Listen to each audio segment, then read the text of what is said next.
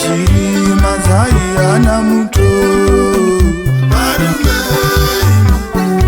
Regai dziwe shiri mazai ana muto.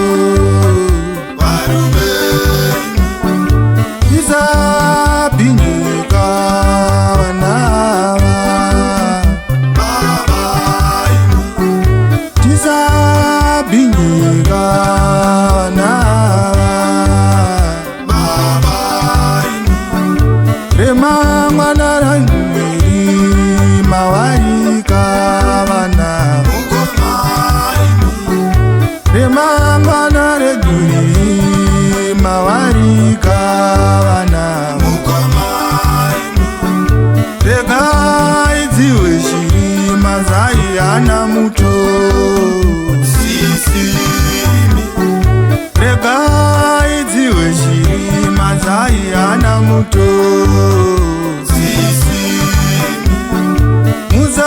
Musabinyika vanava. Musabinyika vanava.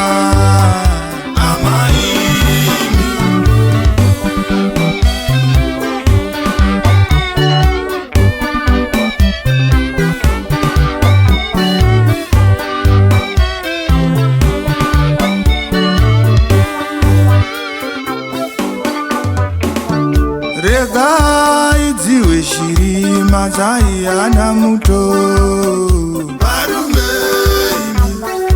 Regai dziwe shiri mazai ana muto. Varerei vakureka vanava. Varerei vakureka vanava. Remangwana reduriri mawarika vanava. Remangwana reduriri mawarika vanava. Regai dziwe shiri mazai ana muto. Regai dziwe shiri mazai ana muto. Kana iri n'anga kana muprofita akudza kuti ubudirire iwe unofanirwa kutanga wabata mwana wako chibharo kana hama yako chibharo. Mumhangarire kumapurisa asungu taramba vanobata vana chibharo nevasikanawo webasa vari kusara vachibata vanakomana chibharo. Kura upenyu hwemwana, kura upenyu hwemangwana. Vanhu ivavo tinoti ngavazive. Ngatichengetedzei kodzero dzevana vedu, nekuti ramangwana redu sedunhu, semhuri, senyika riri muvana ivavo.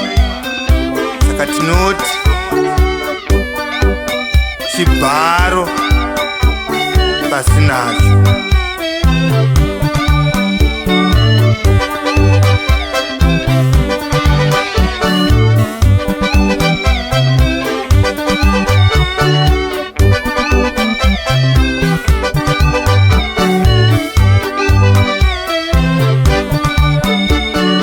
Regai dziwe shiri